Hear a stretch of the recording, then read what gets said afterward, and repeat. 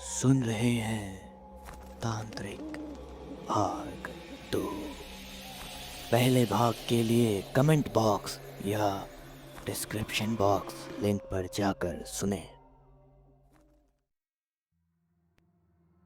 भैया पानी दो ना, बहुत प्यास लग गई है। उसने कहा और सीधे मेरे बैग की ओर बढ़ी। बैग बैग क्यों चाहिए तुझे? अरे मैं निकाल देता हूँ, तू रहने दे, मैंने जल्दी से कहा और बैग कसकर पकड़ लिया। अरे बस बैग ही तो है भैया, क्या हुआ? उसने जिद की और जबरदस्ती बैग पकड़ने लगी। अब मेरी सांसें तेज हो गईं। अगर उसने बैग खोला तो कमंडल दिख जाएगा और अगर मम्मी पापा को पता चला तो। नहीं, मैंने जोर से कहा और बैग पीछे खींच लिया। लेकिन तभी आ मेरी बहन जोर से चीख पड़ी। बैग उसके हाथ से छूटकर जमीन पर गिर गया। मैं घबरा गया, जल्दी से बैग उठाया और उसे देखा। क्या हुआ? मैंने पूछा। वो कांप रही थी, उसका चेहरा एकदम सफेद पड़ चुका था। मुझे मुझे इस बैग से करंट लगा, उसकी आवाज कांप रही थी। मैं एक पल के लिए सन रह गया, फिर अचानक हंस पड़ा। करंट? पागल है क्या? ये बैग है, बिजली का तार नहीं। लेकिन उसके चेहरे की हवाइयां उड़ी हुई थी। वह अभी भी अपने हाथ को सहला रही थी। ये ले पानी, मैंने जबरदस्ती बोतल उसके हाथ में पकड़ाई। उसने कांपते हाथों से उसे लिया और गटगटाकर पीने लगी। अब मैं घर जाने के लिए बेचैन हो चुका था। अंदर ही अंदर एक अजीब सी उत्सुकता थी।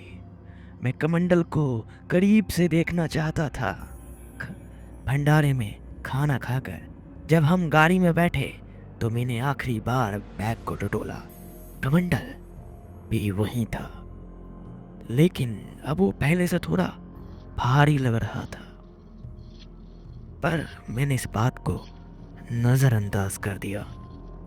मेरी नजरें सड़क पर थी और मेरा मन उस रहस्यमय चीज पर जो मेरे साथ घर जा रही थी। घर पहुंचते ही मैंने सबसे पहले अपने कमरे का दरवाजा अंदर से बंद किया। दिल तेजी से धड़क रहा था, सांसें तेज हो गई थी। बैग कांपते हाथों से खोला और कमंडल बाहर निकाला। लेकिन ये क्या? कमंडल अब पहले जैसा नहीं था। ये अब और ज्यादा चमकदार हो गया था।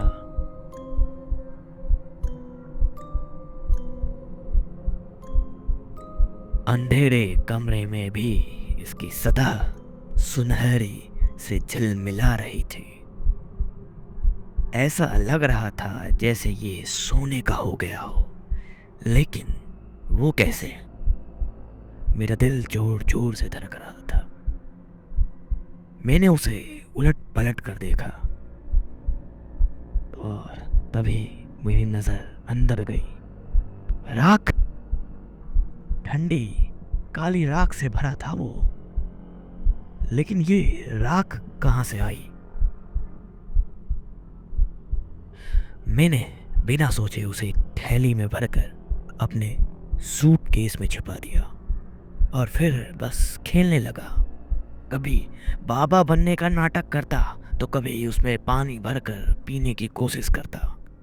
अजीब सा नशा था इसमें, एक अजीब सा आकर्षण जिससे मैं खुद को रोक नहीं पा रहा था।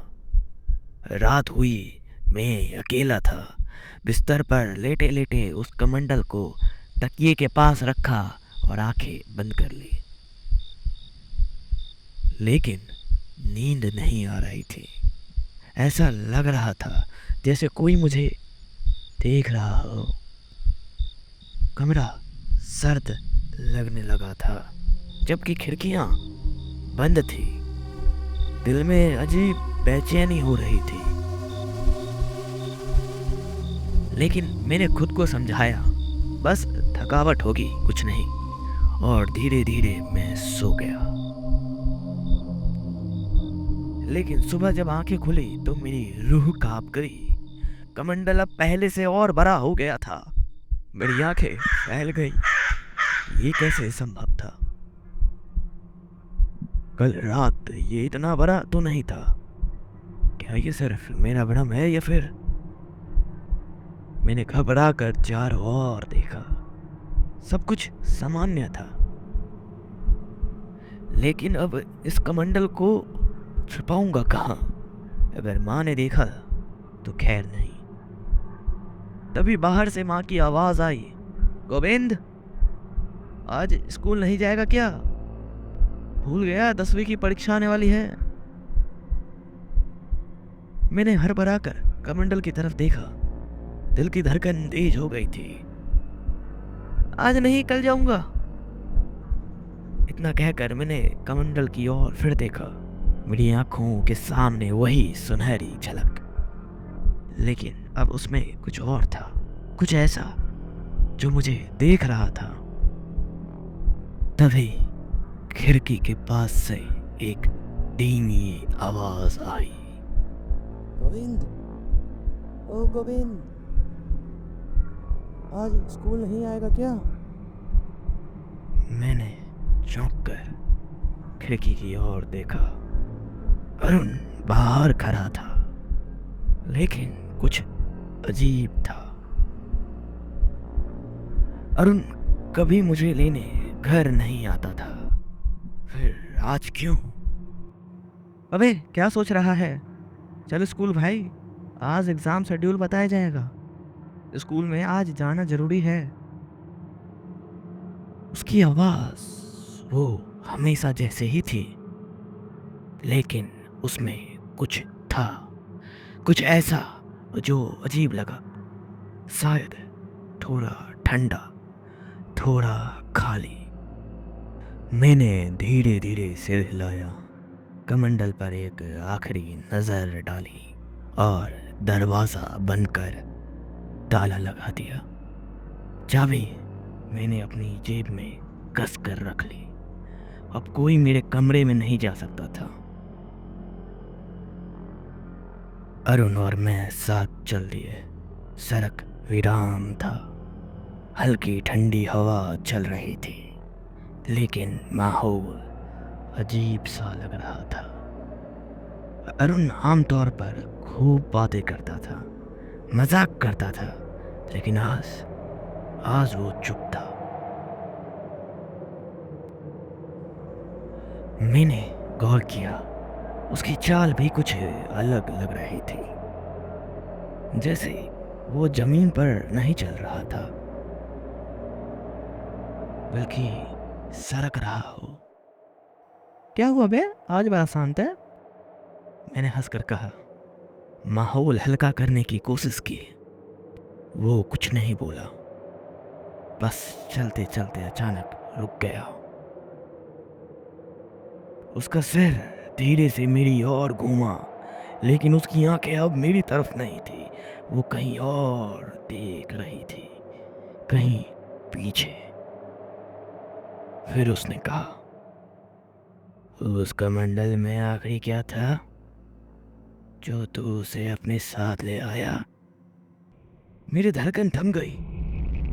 मेरे पैरों के नीचे से जमीन खिसक गई।